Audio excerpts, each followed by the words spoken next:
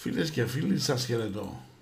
Καλώς ήρθατε σε ένα ακόμα βίντεο του Astro Corner, του καναλιού στο YouTube, το οποίο ασχολείται αποκλειστικά με την κλασική αστρολογία και ιδιαίτερα με το νέο σύστημα παύλα θεωρία Ariadne's Thread ή κλειστό κύκλωμα κατά το ελληνικότερο.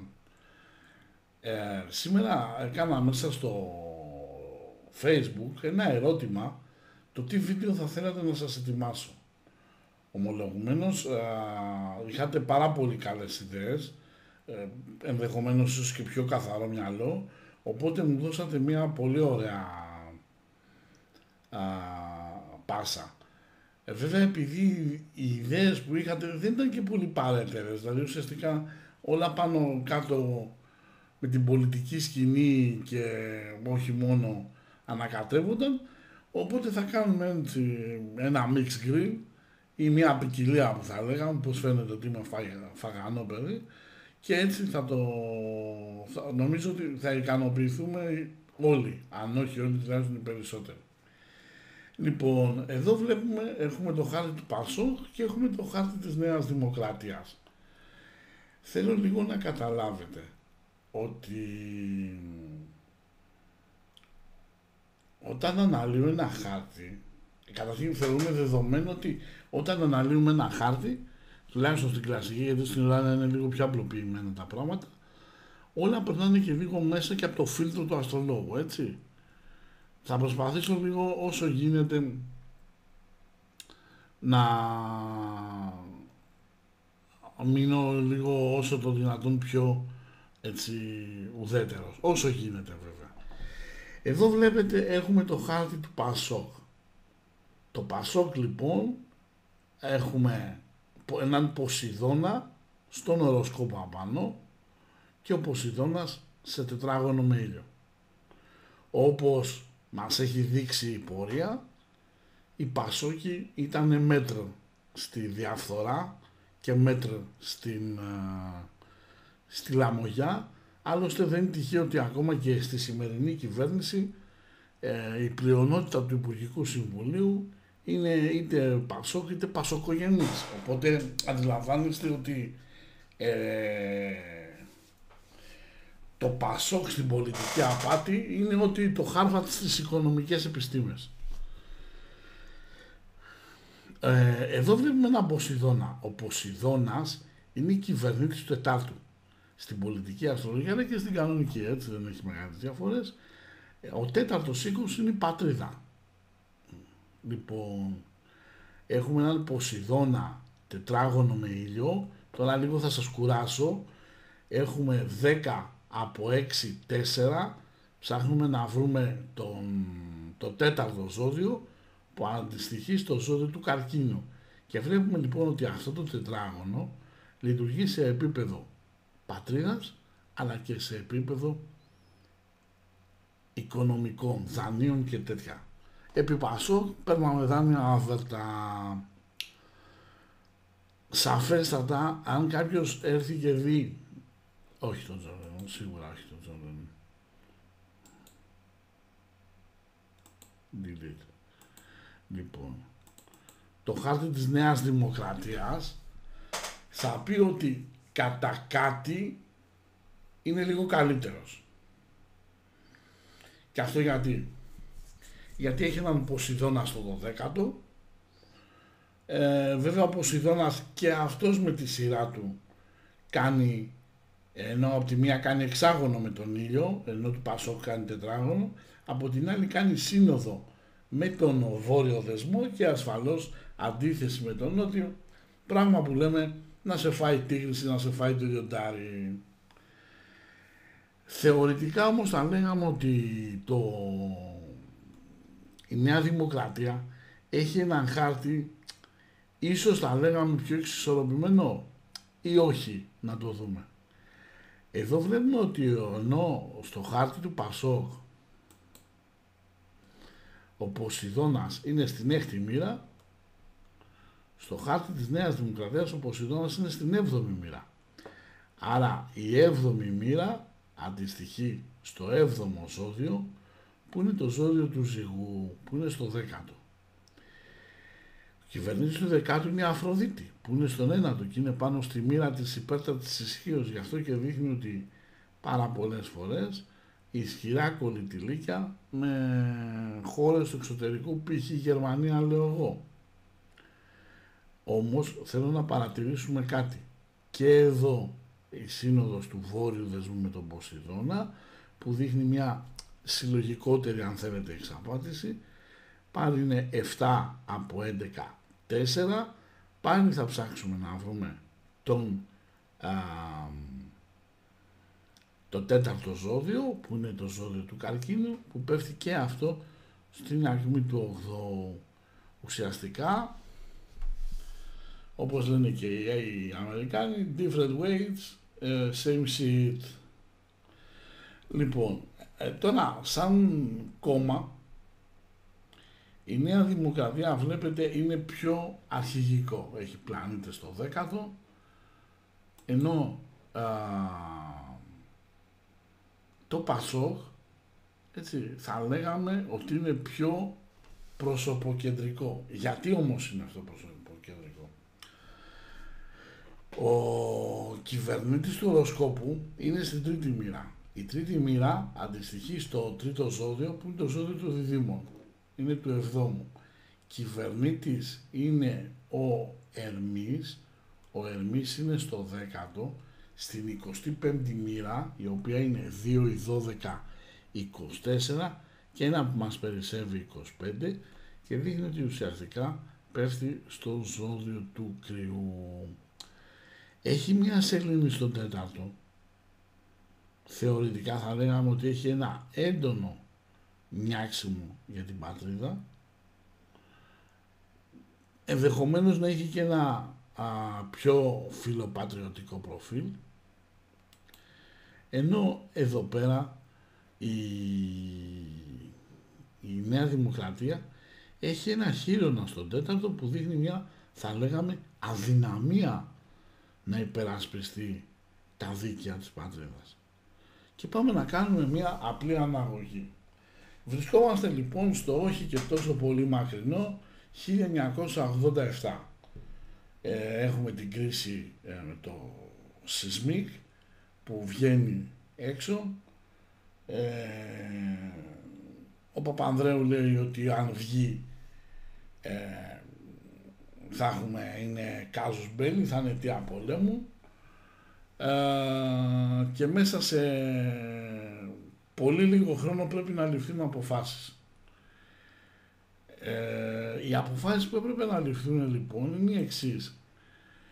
Είναι στέλνει τον τότε Υπουργό Εξωτερικών Κάρολο Παπούλια στον βούλγαρο ομόλογό του, το Ζίβκοφ, και του λέει ότι κοίταξε να δεις, είπε ο Ανδρέας ότι δεν πρέπει να περάσει η Τουρκία μέσα από εσάς. Του λέει ο Ζίβκοφ, πες στο φίλο μου τον Ανδρέα ότι αυτό δεν πρόκειται να γίνει. Είναι η πρώτη φορά στην ιστορία όπου μια χώρα του ΝΑΤΟ συνεργάζεται εξωθεσμικά με μια σύνοδο, με μια χώρα του πρώην Συμφώνου της Βαρσοβίας. Το αντίστοιχο ΝΑΤΟ του Ανατολικού Μπλοκ, δηλαδή, για να ξέρουμε τι λέμε. Εν συνεχεία, επειδή ξέρει τι ένα παιχνίδι θα παίξουν οι Αμερικάνοι, κόβει παροχή νερού ρεύματος στις αμερικάνικες βάσεις. Αυτό, αν μη τι άλλο, αναδεικνύει έναν άνθρωπο ο οποίος έχει αποφασιστικότητα. Θα δούμε και το χάρτη του Παπανδρέου σε ξεχωριστό βίντεο.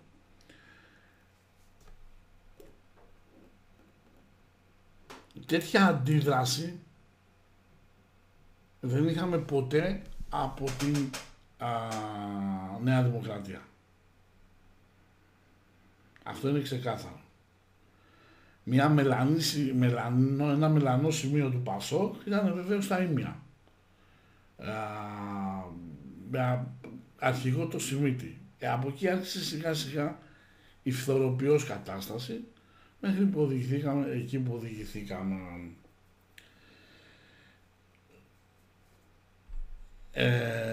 Τώρα, η Νέα Δημοκρατία έχει να επιδείξει πράγματα τα οποία θεωρητικά είναι δεξιό κόμμα, θεωρητικά είναι με την πατρίδα, αλλά πραγματικά με το Σύνοδο Βόρειο Δεσμού Ποσειδώνα όλα αυτά, και βεβαίως με δια Ποσειδώνα τετράγωνο, είναι υπό μια σχετική αίρεση και να το ξαναδούμε. Πάμε όμως να δούμε Πασόκ. Συγχωρέστε με, γιατί έχω να το πιάσω αρκετά χρόνια το...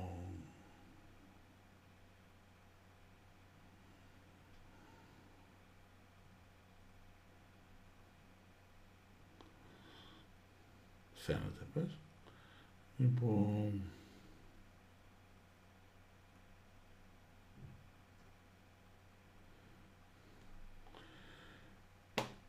Ωραία.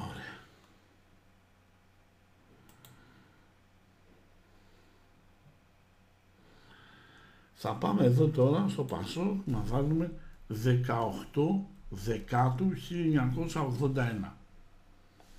Τα υπόλοιπα δεν μας πολύ πειράζουν. Έτσι, και θα φτιάξουμε και ένα transit rectify 18 Δεκάτου 1981.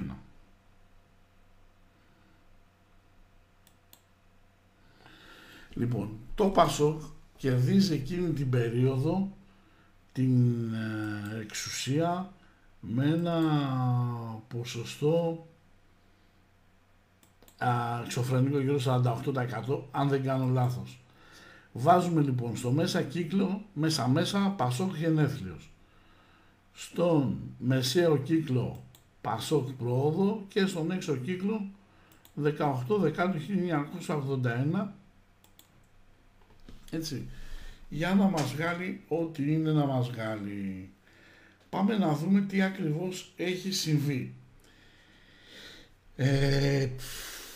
Λοιπόν, το πρώτο που πάμε και βλέπουμε είναι ότι το μεσουράνημα το προοδευμένο, το σύστημα που λειτουργούμε, είναι το ηλιακό τόξο. Το ηλιακό τόξο μοιάζει αρκετά με το σύστημα της μία μοίρας ανά έτος, 1 degree, αλλά δεν είναι ίδιο, γιατί πολλές φορές έχουμε επιτάχυνση μεγαλύτερη, ηλιακή, οπότε υπάρχει μια σοβαρή πιθανότητα στα 30 χρόνια να χάνουμε μία μισή μοίρα, αλλά να χάνουμε μία μισή μοίρα στα γεγονότα. Λοιπόν, πάμε να δούμε τώρα τι ακριβώς γίνεται. Φαίνεται ότι το Πασόκ εκείνη την ημέρα είχε άστρο, ναι, όχι, γιατί. Πάμε να δούμε τι ακριβώς μας έβγαλε. Βλέπουμε λοιπόν ότι το προοδευμένο μεσουράνημα είναι πάνω στον Άρη και πάνω στον Ερμή. Ο Ερμής είναι το 7ο. Ένα δεύτερο που έχουμε είναι ότι ο προοδευμένος ο τράνζιτ Ποσειδώνας, βλέπετε εδώ 22-38, πάνω στον προοδευμένο βόρειο δεσμό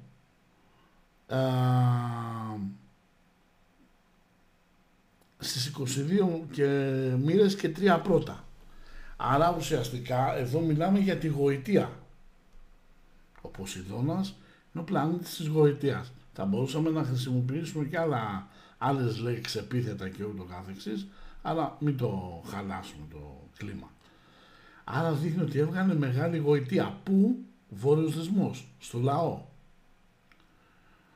Τώρα, ο τράνζιτ ουρανός, εδώ προσέχετε, ανάδρομος προφανώς, γιατί είναι κόκκινος εδώ, πάνω στον Ερμή, στον ουρανό, συγγνώμη, που δείχνει και ένα σοκ, ένα ίσως όχι και τόσο πολύ αναμενόμενο αποτέλεσμα.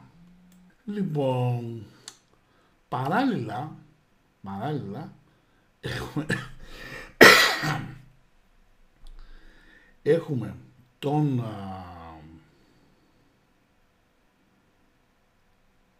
ουρανό, εδώ, και κάνει τρίγωνο με τη σελήνη. Η σελήνη, ο λαός στο Πόπολο, στον τέταρτο, επειδή είναι του 8ου, είναι και το οικονομικό σοκ που είπε ότι άλλαξε την οικονομία σε ένα βράδυ. Έτσι. Αυτό ήταν ένα σοκ κοινωνικό.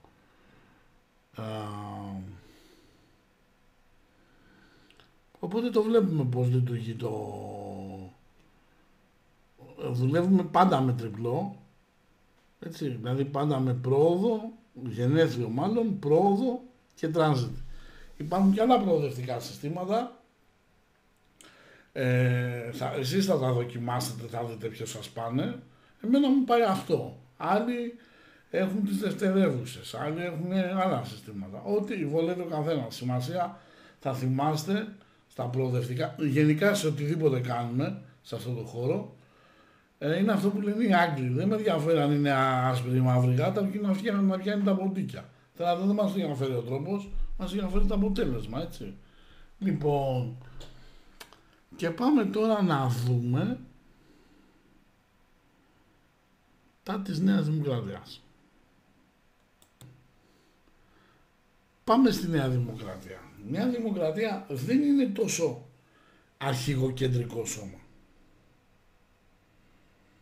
Δηλαδή το Πασόκ, αν το δείτε, φαίνεται ότι ήταν κόμμα το οποίο αντιπροσώπευε ένας άνθρωπος μία ιδέα, μία εποχή. Αυτά τελειώσανε. Όπως λέγει η Μεριλίντα, περασμένες μου αγάπες του καιρού χαλάσματα. Εδώ έχουμε ένα άλλο κόμμα.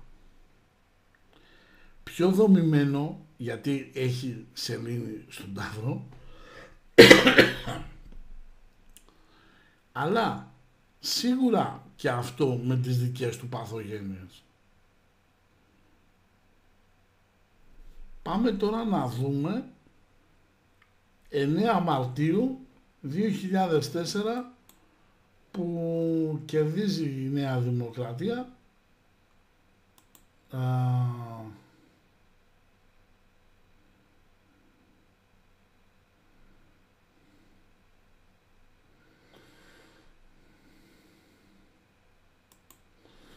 λοιπόν πάμε 9 Μάρτη 2004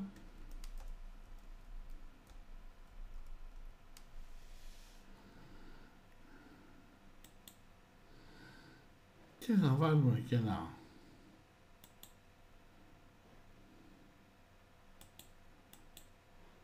transit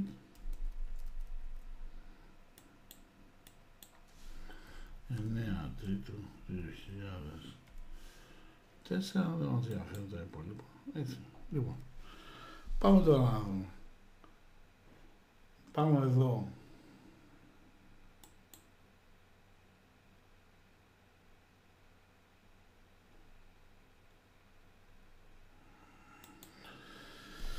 Μέσα, Νέα Δημοκρατία γενέθλιο. Προοδευμένο και εδώ.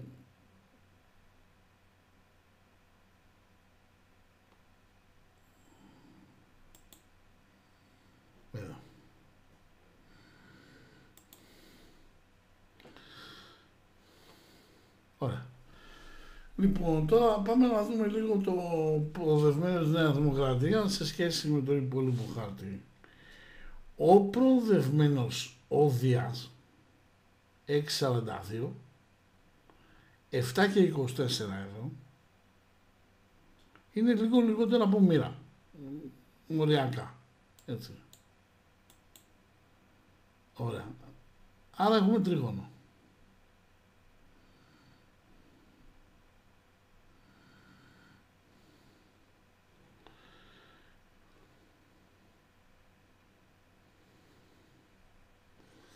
Ο τράνζιτο Δίας, ανάδρομος εδώ προφανώς, ο διελάβνος δηλαδή Δίας, σε τρίγωνο με τη σελήνη.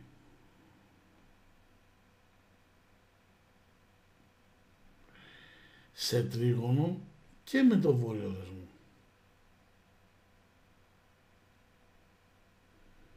Και μάλιστα αυτό είναι και συγκλίνον γιατί γυρίζει προς τα πίσω. Οπότε μικραίνει η απόσταση.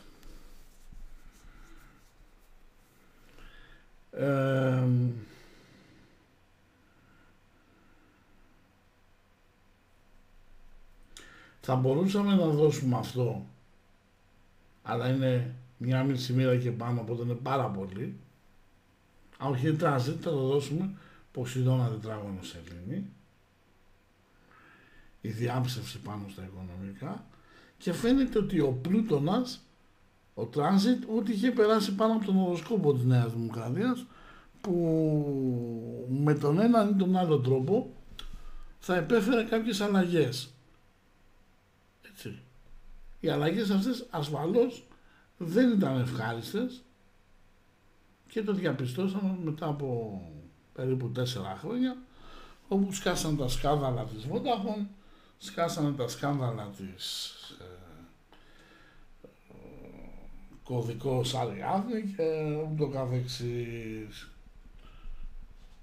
Έτσι δουλεύει λίγο πάνω κάτω. Τώρα πάμε να δούμε, μιας και το ζητήσατε, πάμε πάλι εδώ. Πάμε να το ζήσω αυτό, μην μπερδευτώ.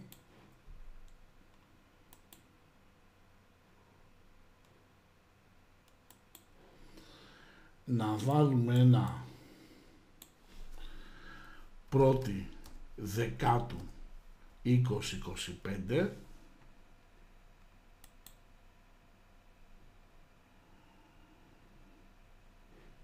και βάζουμε και ένα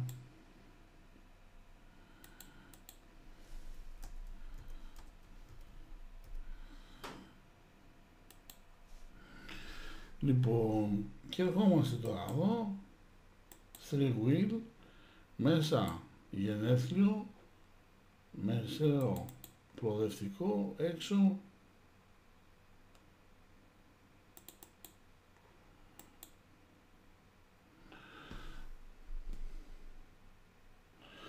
λοιπόν, προσέξτε να δείτε τώρα, επειδή αρκετός κόσμος με ρώτησε πώς το βλέπω με τη Νέα Δημοκρατία και αυτά. Κάποιους θα τους στεναχωρήσω. Η δουλειά μου δεν είναι να είμαι ευχάριστος. Καλό θα ήταν, αλλά δεν μπορείς να είσαι ευχάριστος με όλους. Πρέπει να είναι και χρήσιμος. Βλέπουμε λοιπόν εδώ ότι στο χάρτη της Νέας Δημοκρατίας έχουμε 2-3 πράγματα τα οποία ενδεχομένως να είναι και λίγο χτυπητά. Δηλαδή, αν δείτε εδώ, η προοδευμένη σελήνη είναι σε τετράγωνο με τον Πλούτονα. Η σελήνη είναι μέσα στον 7ο οίκο και είναι του 8ου.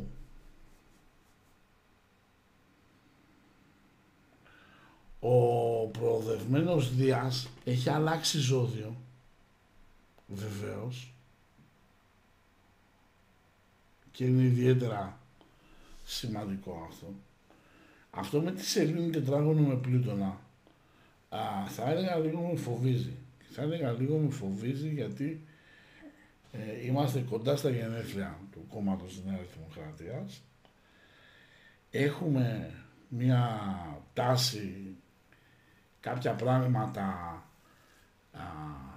να τα βλέπουμε λίγο κάπως, αλλά φανταστείτε ότι η σελήνη είναι το 8ο και είναι στον 7ο και ο 7ος οίκος, εκτός από τους φανερούς εχθρούς, εκτός από τους συμβόλαια συνεργασίας συνεταιρισμούς, δείχνει και ζητήματα με απόδοση του νόμου.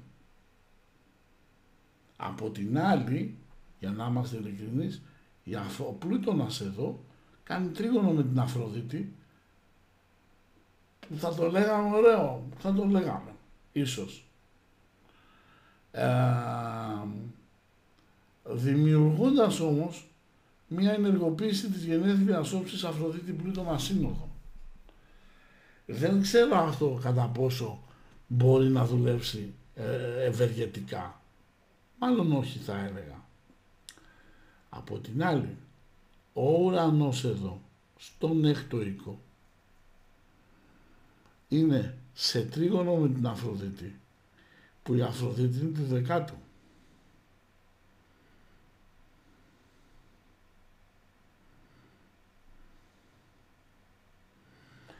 Με τρομάζει λίγο, να σας πω την αλήθεια, το ότι κάποια πράγματα δεν είναι όπως φαίνεται. Και δεν είναι όπως φαίνεται γιατί στην πραγματικότητα έχουμε λοιπόν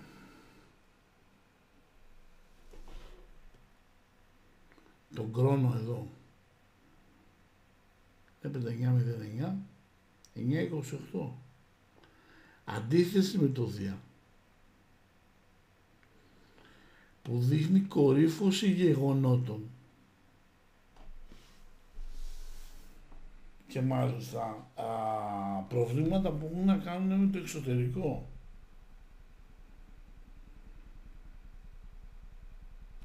Θεωρητικά θα μπορούσε να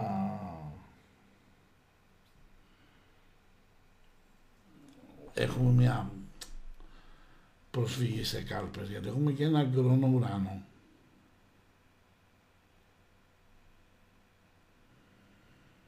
Νομίζω ότι ο Σεπτέμβριος θα είναι ένας μήνας όχι σκανδάλου, αλλά σκανδάλων, και ίσως εκεί οδηγηθούμε σε πολιτικά διέξοδα.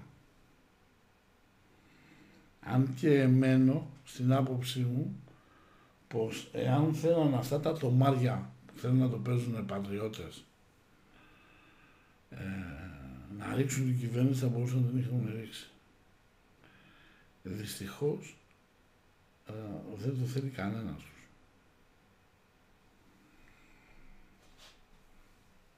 Τώρα, ο χάρτης της Ελλάδας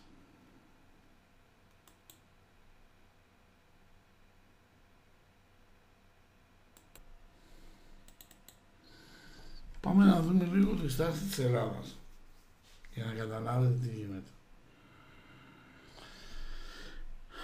Αν έρθουμε εδώ λοιπόν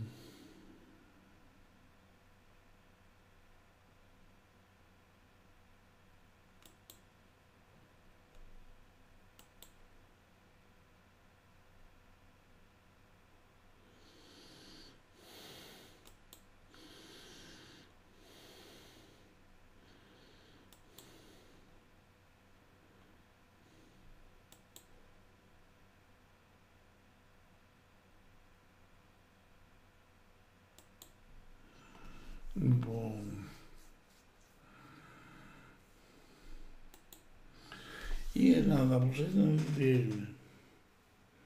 Η Ελλάδα έχει ένα χάρτη ο οποίος εάν δείτε ο χείρονας είναι στο 10ο, άρα δείχνει έχει πρόβλημα ηγεσίας. Και όσο και αν ο χείρονας κάνει τρίγωνο με τον Άρη και τρίγωνο με το βόρειο δεσμό, ο οποίος όμως βόρειος δεσμός είναι στη μοίρα του κακού, είναι στον έκτο οίκο, και μάλιστα σε 135 με τον ήλιο, που ο ήλιος είναι του δευτέρου αλλά και του τρίτου, πάντα στη χώρα αυτή θα υπάρχει ένα πρόβλημα εξυπηρέτησης της αλήθειας. Όλοι θα προσποιούνται ότι είναι φοβεροί και τρομεροί. Η αίσθηση που μου δίνεται είναι ότι μπαίνουμε σε μια περίοδο τεράστιας διασάλευσης, μιας και ο Ποσειδώνας και ο Κρόνος απέναντι από το σελήνη Πλούτονα, αλλά και σε τετράγωνο με την Αφροδίτη, που η Αφροδίτη είναι εμπεριεχόμενος του τετάρτου και ασφαλώς και του δεκάτου, δείχνει ότι θα δημιουργήσει αρκετά προβλήματα που είναι άρρητα συνδεδεμένα με τη διοίκηση, αλλά και με το πώς προσεγγίζουμε τον κόσμο. Οπότε θα πρέπει να είμαστε λίγο προσεκτικοί, διότι ίσως πρέπει να σκεφτούμε κάπως καλύτερα τις εκλογικές μας επιλογές. Είναι μια σφαίρα που έχουμε κάθε 4 χρόνια, το 4 είναι σχετικό, πρέπει να τη χρησιμοποιήσουμε σωστά.